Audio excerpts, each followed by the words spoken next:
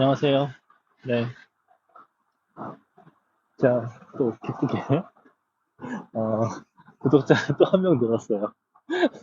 네 명이 됐습니다. 네. 감사드리고요. 사실 이제 한 명 한 명 드는데도, 정말 그 기분이 되게 좋네요. 네, 유튜버 분들이 이렇게 열심히 구독, 좋아요, 알람 설정 원하시는지 알겠어요. 네, 그 기분이 참.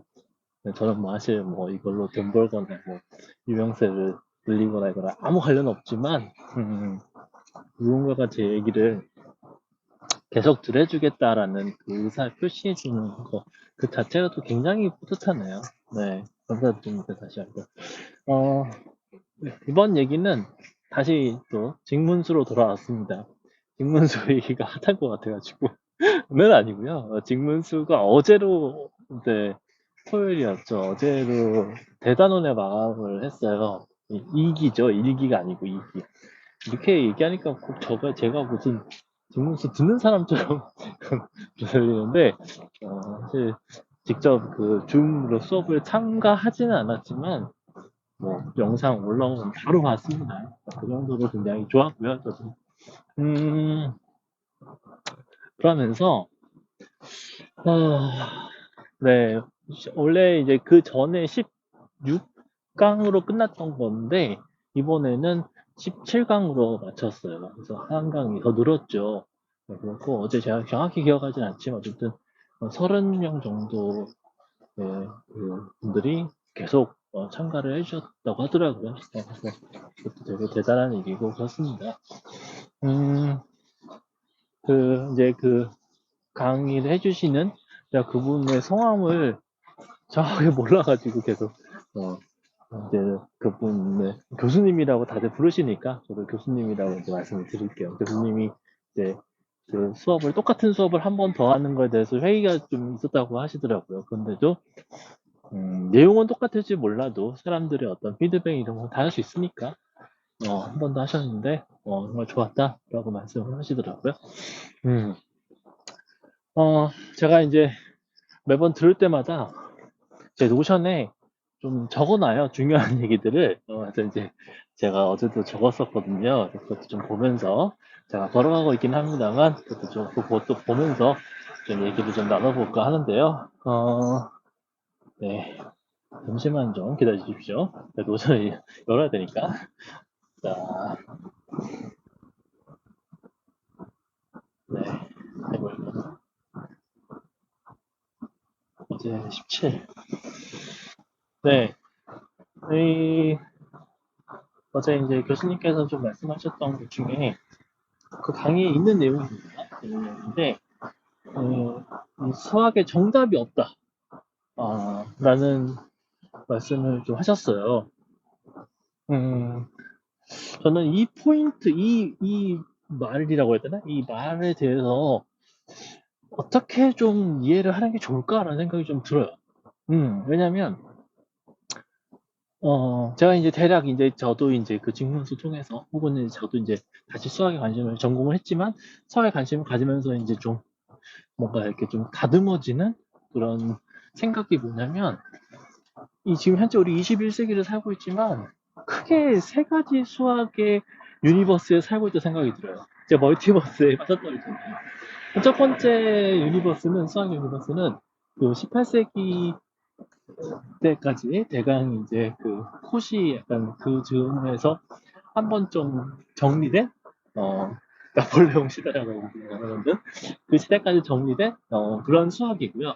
그러니까 현재 이제 중고등 과정까지 어, 배우는 수학이고 그 다음에 대강 이제 또 집합론에 근거해서 또 한 번 또 수학을 어떻게 한번 개비했다는 표현이 그렇긴 한데 영어로 그냥 오버홀 완전히 다 한번 뜯어 고친 거죠. 뜯어 고쳤다. 어쨌든 새로 재정립했다 수학을 집합론을 기반으로 공리주의. 예, 그래서 그렇게 해서 근데 이제 거기에 이제 또 얘기가 나오는 게 이제 그 여기서 그 정답이 없다라는 거가 저는 이렇게 생각이 들더라고요. 정답이 없다 그러면 사람들이 약간 좀 정답, 맞는 답 이러잖아요. 그러니까 이제 그 너무 뭐라고 해야 될까? 답이 없다? 그래서 약간 그렇게 받아들일 것 같아서 저는 이 말을 절대 진리가 없다라고 좀 얘기하면 어떨까 생각이 들었어요. 그게 이제 역시나 그 유클리드 기하 말씀하시거든요. 그래서 이제 삼각형의 내각의 합이 360도다라는 게 우리 유클리드 기하학에서의 그 진리인데, 정답이라고 할 수 있죠. 그러니까 삼각형의 내각의 합은 그러면 정답은 360도다. 뭐 그렇게 생각하면 정답이라고 할 수도 있겠네요. 근데 그게 이제 유클리드 기하학에서 얘기고 이제 지금 현재에 와서는 삼각형의 내각의 합이 일반적으로 360도가 아니다가 맞는 거예요. 엄청나죠, 그죠? 네, 엄청난 겁니다. 그러니까, 그, 유클리드 기하학의 평행선 공준, 평행선 공리, 뭐, 이런 식으로 그거를 가정을 했을 때는 화학공리의 내각의 평행 30도가 맞지만, 그런 공리가 아닌 다른 공리를 또 깔면, 그러면 그때는 360도는 정답이 아니라는 거죠. 삼각형의 내각의 합은 360도, 정답 아니라는 거죠. 음.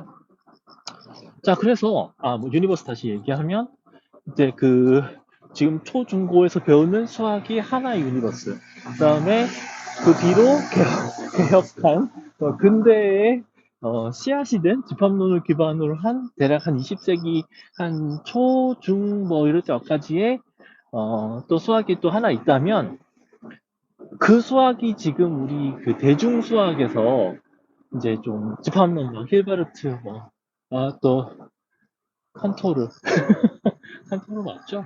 네. 어쨌든 이렇게 이제 그 집합론하고 뭐 무한집합 막 이런 거 이제 얘기했던 그런 거를 꺼내면서 조금 이제 이 고전 수학에서 벗어난 듯한 수학이 한또 있으면 지금 현재 21세기 수학, 지금 현재 수학자들이 맹렬히 연구하는 그 수학이 또 유니버스가 또 하나 있는 거죠. 그래서 이제 유니버스 3개 정도 있다는 생각이 자꾸 들거든요. 근데 지금 이제 우리가 그 첫 번째 유니버스, 가장 오래된 유니버스, 초중고 유니버스는 유클리드 기하학에 되게 철저하게 기반하고 있죠. 그러니까 결국 거기서 정답이 있는 거예요. 예. 정답이 없는 건 아니죠, 사실은. 그러니까 유클리드 기하학이라는 바탕 아래서는 정답이 있죠. 그러니까 다 수능 보고 하는 거잖아요. 여기까지고. 근데 이제 우리나라의 그 학제로 봤을 때는 좀 대학에 들어오면은 그때부터는 망가지냐 그 정답이 정답 체계가 유클리드 계약 체제가. 근데 딱히 그러지도 않죠. 네, 일단 어 이제 뭐 저도 이제 보니까 전자공학이나 이런 데서도 심지어 화학에서도 수학을 하는데 얘기도 제가 최근에 이제 그 군론 발로의 군론 그냥 군론 뭐 이렇게 검색을 하면요 은근히 놀랐어요, 저는. 이게 화학과에서 군론을 많이 배우더라고요. 그래서 왜 화학과에서 군론을 배우나? 라고 했더니, 제가 생각해보니까 그 원소들, 그러니까 분자들 이렇게 결합하는 거 있잖아요. 그게 약간 군론처럼 돌아가는 것 같더라고요. 네, 구음처럼 돌아가는 것 같더라고요. 야, 참 되게 신기하다 생각이 들었어요. 하여튼, 뭐 그런 식으로, 그건 좀 약간 다른 얘기네.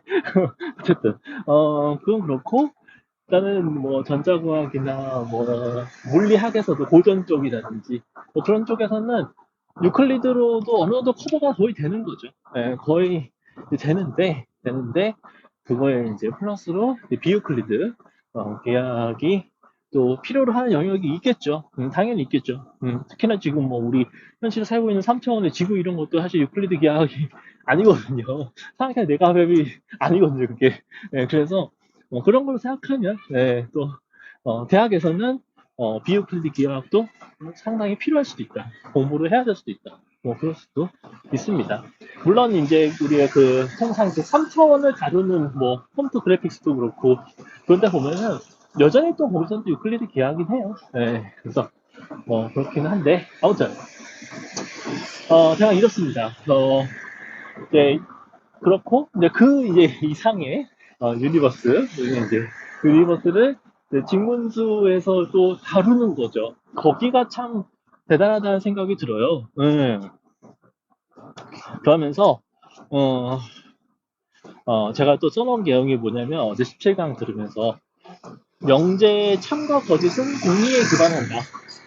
어떤 명제, 같은 명제라도 그러니까 360도, 삼각형의 내각압은 360도다라는 명제는 어떤 공리에 기반하고 있느냐에 따라서 참일 수도 있고 하는 거죠. 유클리드 기하학에서는 참이고 비유클리드 기하학에서는 참이 아니고 뭐 이런 거죠. 자, 그렇습니다. 그래서 이렇게 결국 이거를 우리가 이제 정답이 없다 혹은 절대 진리가 없다 수학에서라고 얘기를 하시다는 거예요. 이런 게 그냥 뭐라고 해야 되나, 이제 그 교수님 얘기로는 이런 거를 알므로써 사람들이 좀 이렇게 좀 그 수학을 호기심의 대상으로 삼기를 바란다라는 거예요. 그게 그러니까 어쩔 TV 이런 거 아니고 그래서 유행하죠, 그 TV. 네. 그래서 제가 이제 그걸 얘기를 유래를 들어보니까 그 뭐 이렇게 뭐죠? 배틀 말싸움 할 때 어쩔하고 뒤에 이게 가전기기를 붙이는 거래요. 그렇게 하더라고요. 뭐 젖절 세탁기 뭐 이런 식으로. 아무튼 자, 여기까지 좀 얘기했습니다. 그 다음에 제가 이제 지금 시강을 다 들으면서 느꼈던 거는 이 교수님이 대상이라는 용어를 자주 쓰시거든요. 되게 좋은 표현인 것 같아요. 저도 사실 평소에 얘기할 때 무슨 대상이란 말 잘 안 쓰거든요. 근데 이제 프로그래밍에서는 객체지향 프로그래밍이라고 해서 이 오브젝트 오리엔티드 프로그래밍 영어로 그 오브젝트를 객체라고 표현해요. 실제로 객체라는 말을 프로그래밍에서 쓰시는 분도 계시죠. 저는 그렇게 선호하진 않는데 객체란 말을. 네, 저는 가능하면 오브젝트라고 하거든요. 가능하면 객체란 말은 잘 안 쓰려고 그래요. 네, 근데 그게 이제 아무래도 주체, 객체, 여기서 온 것 같아요. 그걸 꼭 일본에서 왔다고는 하긴 어렵고, 우리나라도 아마 객체란 말을 컴퓨터 프레이밍에 객체지향 프레이밍 이외에서도 쓰는 곳이 있을 거예요. 철학에서 쓸지도 모르겠고요. 아마 주체, 그 서브젝트의 반대말로. 근데 이걸 이제 그 교수님이 대상이라고 표현하시는 게 아마 영어에서의 오브젝트인 것 같아요. 근데, 그게 되게 좋은 것 같아요. 그러니까, 내가 뭔가 그 바라보는 대상이라고 하잖아요. 그래서 이런 거를 또 이제 그 얘기 많이 하는 게 관측하다라는 것도 많이 얘기하거든요. 영어로 observe죠, 그죠? 그래서 관측하는 게 대상이죠. 뭘 관측하냐는 거잖아요. 근데 이제 수학에서 다루려고 하는 것도 대상이죠, 일종의 오브젝트죠. 그래서 이제 그런 그 용어를 쓰는 것 자체가 저는 되게 좋았다. 엉뚱한 데서 장점을 찾고 있는지 모르겠지만 어쨌든 되게 좋았어요. 네, 제가 원래 걸음이 좀 빠른가 봐요. 되게 천천히 걸어야 되는데. 네, 그래서 숨이 찼나? 네, 하여튼 그랬고요. 이제 교수님이 이제 어제 이제 그 대단원의 막을 내리면서, 통계 쪽 얘기를 많이 하셨어요. 통계 쪽에서 그 확률 질량 함수랑 확률 밀도 함수 나왔는데 되게 반가웠어요. 왜냐면 제가 작년인가 재작년에 거기에 푹 빠졌었거든요. 확률 증량 함수. 저는 고등학교 때 확률 증량 함수를 안 배웠습니다. 근데 정말 놀랐던 게 한 2년 전이었는데 그 지금 현재 그 당시 뭐 현재기도 하고 고등학교 과정에 확률 통계가 책이 따로 있어요. 예전에는 저 시절에는 수 2에 포함되어 있었거든요, 끝부분에. 근데 지금은 책이 따로 있더라고요. 근데 확률 통계에 고등학교에 확률 통계에 확률 질량 함수가 나와 있습니다. 저 깜짝 놀랐어요. 그리고 지금 우리나라 수학이 많이 쉬워졌다고 난리인데 이걸 봤을 때 꼭 그렇지만도 않네 라는 생각도 들었었어요. 뭐 그런 예외가 있을 수도 있죠. 어쨌든 그랬었습니다. 그래서 확률 질량 함수라는 얘기가 나오고 프로버빌리티 매스 펑션 이죠. 그다음에 확률 밀도 함수, 덴시티 펑션 이렇게 나오잖아요. 요게 이제 확률 질량 함수는 이제 합으로 이제 우리가 접근을 하고 확률 밀도 함수는 이게 인테그랄 적분으로 이제 접근을 하잖아요. 그러니까 우리는 보통 그 확률 밀도 질량 함수를 안 배운 입장에서는 확률 밀도 함수를 하니까 그러니까 그 원형을 그러니까 뭐 프로토타입을 못 본 거죠. 오히려 이게 좀 슬프다고 해야 되나? 네, 프로토타입을 못 본 거죠. 그러면서 이제 그러니까 애플리케이션 어드밴스드 타입만 본 거죠. 되게 좋은 것 같아요. 지금 교과서가 이렇게 나왔다는 거는. 네. 하여튼, 그래서 이제 그 말씀을 또 굉장히 자연스럽게 또 어제 그 직문지 수업 때 얘기를 해주셨어요. 그래서 거기서 분명히 매스 펑션도 나오고, 덴시티 펑션도 나오고, 네, 그러면서 이제 말씀하시는 게 이 정규분포 쪽에서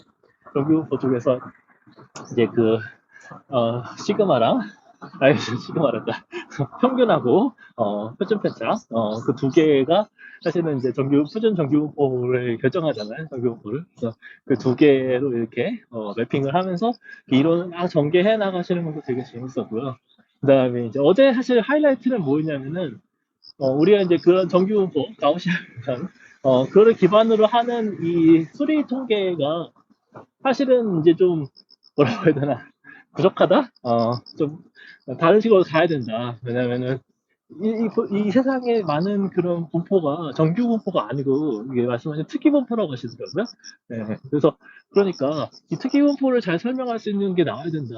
그거를 잘 설명할 수 있는 게 이제 어제 제가 저 용어를 대수기하 맞는 것 같은데 근데 이 문제는 대수기하랑 통계를 둘 다 통달하고 있는 사람이 없다는 거예요.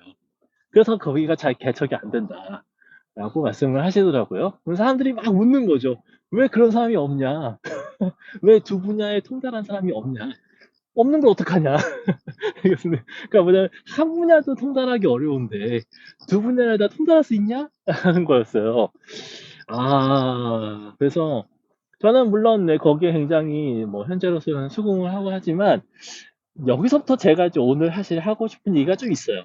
네, 지금 시간이 조금 좀 지난 것 같은데 녹음하는 시간이 이제 16분쯤 됐거든요. 근데 어쨌든 계속 얘기를 좀 하자면 제가 최근에 본 기사 중에 이런 게 있었어요. 제가 이 기사는 제가 이 유튜브 올릴 때 이 클립 설명에서도 써놓겠습니다. 뭐냐면 정확히 한양대인지 어딘지 모르겠는데 건축학과 교수님이 정년을 마치시고 70세신 것 같더라고요. 마치시고요. 텍사스 A&M 대학인가? 하여튼 그 대학에, 미국에 있는 대학에 수학 박사 과정으로 공부를 가신다는 거예요. 박사 과정에 당당히 합격을 하신 거죠. 지원하셔서. 70세.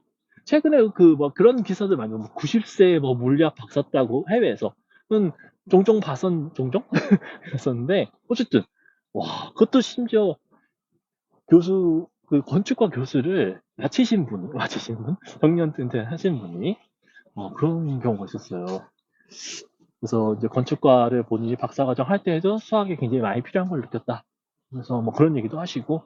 그런데, 거기에 대해서 이제 이런 이제 의견들이 있었어요. 저도 그 의견도 이해해요. 뭐냐면, 저도 그런 거 고민돼요. 그러니까 예를 들면 저도 지금 수학과를 다시 박사를 하고 싶을 때, 내가 혹시 그 박사 과정을 가려고 하는 좀 쉽게 얘기해서 젊은 박사 후보분들의 기회를 뺏는 거 아닐까. 어쨌든 박사 과정 TO라는 게 또 제약이 있을지도 모르잖아요. 대부분 있죠, 사실은. 근데 이제 그 한 자리를 제가 차지해야 되는 거니까. 네, 그런 생각이 들더라고요. 그러니까 이제 그 기사에 대해서 피드백을 주는 뉘앙스 중에 한 분은 어땠냐면, 그런 텍사스 A&M 대학 정도 어쨌든 괜찮은 대학의 박사 TO를 그렇게 차지하는 게 과연 맞는 거냐 은퇴하고 나서 그런 것도 있더라고요. 젊은 분들이 더 많은 기회를 얻도록 해야 되는 거 점점점 이런 거죠.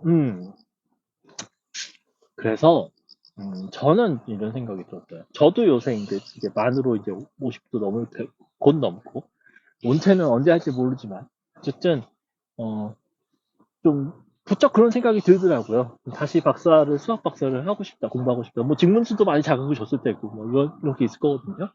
근데 그렇다고 그런 기회까지 다 뺏으면서까지 하고 싶지는 않기는 해요, 솔직히. 네. 더 잘할 수 있는 더 가능성이 많은 그런 분들이 박사 과정을 가는 기회를 가지시는 게 좋죠. 그래서 뭐 프로야구에서도 이렇게 프로야구도 이렇게 로스터 그런 게 있잖아요. 그래서 그 한 팀마다 1군에 등록할 수 있는 선수 수가 제한돼 있어요. 그러니까 좀 아무래도 스포츠는 더 이렇게 에이징 커브가 있으니까 나이 드신 분들 나이 드신 분들 좀 내보내고 막 이런 거 있잖아요. 네, 그런 식으로 그런데 어, 저도 실은 머리가 예전보다 잘 안 돈다는 생각을 안 하진 않아요. 네, 안 하진 않습니다. 근데, 음, 특히 이제 머리보다는 더 힘든 건 눈이죠. 사실 저는 솔직히 말씀드리면, 머리는 예전보다 안 돈다는 생각은 그렇게까지는 안 해요. 거의 안 한다고 볼 수 있을 정도. 오히려 더 잘 돈다고 생각이 들 때도 있을 정도예요. 네, 그런 것도 있어요. 근데, 음, 눈은 좀 힘들어요. 작은 글씨는 잘 안 보여요. 그러니까 큰 글씨를 봐야 되는 거죠. 아무튼, 예, 그런 거는 예전보다 확실히 노화가 더 천천히 온다라는 거죠. 육체적으로. 두뇌도 비슷할 거라 생각이 들어요. 예전에 50세랑 지금의 50세랑 노화 수준이 다른 거죠. 음, 그래서 70세도 마찬가지일 거라 생각이 들고요. 그래서 저는 이게 이제 아까 그 직문세에서의 그 화두, 그러니까 대수기하를, 그 대수기하와 통계를 결합한, 보통 그런 거를, 그, 인터디스플리너리, 아예 한글로 갑자기 기억이 안 나네? 석종이라고, 석종 맞나? 하여튼, 이렇게 여러 학문이 이렇게, 네, 이렇게 결합되는 거. 갑자기 한국말로 기억이 안 나네요. 네, 그래서, 그런 거가 이제 좀 되지 않을까? 생각이 들더라고요. 음. 어, 그래서, 저는 이제 한 20년 프로그래밍을 했죠. 그러니까, 하고 나서 다시 수학을 하면 어떨까? 라는 생각이 드는 거죠. 그러니까, 이제 프로그래밍에서는 뭐 20년 정도 한 뭔가가 있다면, 뭐 지식이 될 수도 있고, 지혜가 될 수도 있고, 뭐 통찰력이 될 수도 있고, 근데 그거를 바탕으로 다시 현대 수학을 하면, 어떨까? 라는 생각이 드는 거죠.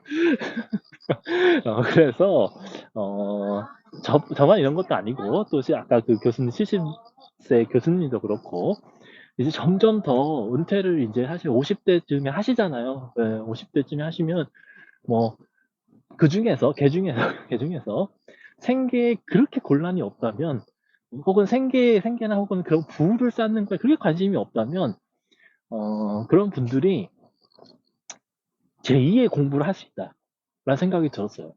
음, 다들 30만 넘어도 박사과정 가는 거, 걔, 뭐라고 해야 되나? 곱게 보진 않거든요. 예, 곱게 보진 늦었다, 이게. 늦었다 하는데, 이제는 사람들이 천천히 늙고, 그 다음에 직업을 한 개만 하지도 못하고, 그러는 과정 중에 첫 번째 직업이나 뭐 이런 데서 첫 번째 공부에서, 얻은 거를 바탕으로 또 제2의 공부를, 또 혹은 제3의 공부가 될 수도 있죠. 할 수 있지 않을까, 라는 생각이 들어요. 특히 이제 회사도 그렇고 학교도 비슷하고 교수님이나 사장님이 자기보다 나이 많은 직원이나 제자를 두는 거에 대해서 그렇게 또 거기에 호의적이지 않으실 수도 있어요. 그것도 조금 고민이 되는 부분이에요. 예, 저도 나중에 이제 교수님 찾아가서 제가 박사과정 하겠습니다. 그러면 과연 본인보다 대체로 나이가 많을 수도 있는데요, 그죠? 저도 이제 요새 수학과 홈페이지 같은데 교수님들 이렇게 보면은 저는 외관상으로도 있잖아요. 저랑 별 차이가 없어요. 혹은 제가 저보다 더 젊어 보이세요. 이렇게 보면은. 네, 자세히 제가 이력서를 보지는 않지만, 그렇단 말이죠. 그분들이 먼저 좋아까지는 아니지만, 오케이 해주셔야죠. 어, 그 다음에, 특히 이 박사 과정을, 그럼 박사를 왜 하려고 그러냐. 박사 좀 안 하면 안 되냐. 안 하면 안 되냐거든. 그냥 유튜브에서 영상 보고 이렇게 직문서나 이렇게 많은 데가 있으니까 공부하면 되는 거 아니냐. 실제로 저도 몇 년 전에, 박사 과정을 하려고 했을 때, 실제로 받은 피드백이에요. 네. 받은 피드백이죠. 근데 그런 거죠. 그러니까 쉽게 얘기하면, 죄송합니다. 박사 과정을 한다 이꼴 교수를 한다는 거예요. 그러니까 교수를 할 거면 박사를 하는 게 오케이인데, 교수를 할 게 아니면 사실은 박사는 그렇게 바람직한 선택지는 아니다라는 거죠, 취지가. 저도 뭐 거기에 동의를 안 하는 건 아니에요. 근데 제가 만약에 박사를 해서 50대나 뭐 60대에 박사학위를 땄다면 교수 할 수 있을까요? 그건 또 모르는 일이죠. 앞으로는 또 그것도 또 바뀔지도 몰라요. 그 교수라는 게 꼭 정교수, 부교수 이런 그런 교수 아니더라도. 근데 지금은 그렇진 않죠, 솔직히. 이제 교수를 땄는데 50이다? 임용이 될까요? 더 젊은 분들도 훨씬 많은데? 그건 케이스 바이 케이스도 될 수도 있지만. 어쨌든, 그랬던 거예요. 근데 이제 그것도 지금의 교수님들도 본인이 박사학위, 예, 제자를 받을 때 그런 생각을 하실 수도 있을 것 같아요. 예. 근데 그것도 조금 이제 변화가 좀 일어나면 어떨까라는 생각이 들어요. 물론 교수님들 박사과정생도 챙기셔야 됩니다. 그냥 무슨 방목하듯이 그냥 옛다 박사학위 해라 시작 이런 게 아니니까요. 보통 랩 생활도 하고 뭐 이렇게 하니까 그래서 그런 거 생각하시면 어쨌든 교수님도 본인의 리소스를 투자를 하는 건데 좋은 투자 하고 싶으시죠. 당연히 저도 뭐 당연히 이해합니다. 근데 어쩌면 또 여기서 또 뭔가 인류까지 가야 되나? 새로 뭔가 그 새로운 어떤 그 형태가 나타나지 않을까? 무슨 형태를 얘기하는 거지? 연구 형태? 뭐, 이런 거 나타나지 않을까 생각이 들기도 해요. 그래서 그동안의 어떤 우리 연구라는 게 항상 젊을 때부터 뭔가를 해서 젊을 때 뭔가 성과를 내고, 끝? 그 뒤로 후진양성. 약간 그런 시기에 없을지 모르겠는데, 이제 평균 수명이 훨씬 늘어나고 노화가 더디고 이렇게 된다면 그게 너무 아깝죠, 사실. 그래서 네, 그래서 그래서 앞으로 사실 직문서 보시는 분들 중에서도 연배가 사실 굉장히 스펙트럼이 넓거든요. 그만큼 이제 뭐 40대, 50대, 60대, 뭐 70대, 80대 다 될 수 있죠. 하여튼 이렇게 약간 우리가 시니어라고 부를 수 있는 그런 분들도 이제 다시 공부하는 거, 그리고 박사학위를 하는 거. 그래서 관심을 가지. 그래서 왜 그냥 박사학위를 꼭 해야 되는 거야? 그러니까 교수 될 것도 아니면서 라고 한다면요. 저는 그래요. 그냥 솔직히 말씀드릴게요. 저는 박사 타이틀이 그렇게 뭔가 매력적인지 잘 몰랐어요. 이건 정말 지극히 개인적인 걸지도 모릅니다. 근데 예를 들면 이런 거예요. 이거 되게 우스꽝스러울 수도 있어요. 어떤 회사에 요새 보면은 호칭이 님문화 있잖아요. 님문화. 근데 그러니까 다른 분들은 다 그냥 님인데 박사 가지신 분만 무슨 박사님이에요. 뭐 이런 거죠. 그래서 정말 이거 유치한 걸 수도 있습니다. 근데 아무튼 그런 것도 있고 정말 이 타이틀 때문에 박사를 하겠다는 거냐? 뭐 그거는 그냥 약간 좀 농담이고요. 네. 하나는 뭔가 그렇게 목표를 두는 거죠. 공부할 때 그냥 공부하는 거랑 뭔가 또 역시 타이틀이 될 수 있죠. 타이틀인데 뭔가 이렇게 목표를 두는 거랑 다를 수도 있죠. 음, 네, 충분히 그것도 의미가 있다고 생각을 합니다. 네, 그리고 상아탑이라는 어떤 그런 커뮤니티 안에서 뭔가 한다는 것도 있을 수 있고요. 그래서 박사를 한다는 거죠. 그냥 공부해도 되는데. 네. 제가 뭐 이런 얘기를 좀 했습니다. 그래서 약간 정리를 해보자면, 이제 가면 갈수록 사람들이, 그 시니어들이, 공부를 더 하고 싶어 할 수도 있고, 그때 이제 약간 인터디스플리너하게 통섭의 시대가 올 수도 있다. 그런 의미에서의 통섭의 시대가 올 수도 있다. 그러니까 어떤 분야에서 일가를 이루신 분이 다른 분야를 또 시작해서 또 다른 분야에서 일가를 해서 두 분야에서 쌍일가를 이루실 수도 있다는 거. 기대도 좀 되고요. 네, 그렇지 않을까. 그래서 사실 100세 시대 얘기 많이 하잖아요. 50이면 물론 이제 가면 갈수록 좀 여러 가지 힘들어지겠지만 그 대략 예를 들면 지금 같은 상황이면 50 이후에도 거의 한 30년은 상당히 건강하고 에너지 넘치게 하실 수도 있거든요. 그럼 그게 하여튼 뭐 할 거냐는 거죠. 그때 또 새로운 분야에 도전하는 것도 흥미로운 일이 되지 않을까 생각이 듭니다. 네, 그래서 직문서 통해서 여러 가지 거를 느낀 것 같긴 한데 아무튼 그런 변화도 예상을 해보면서 네, 지도록 하겠습니다. 그러셨어 고맙습니다.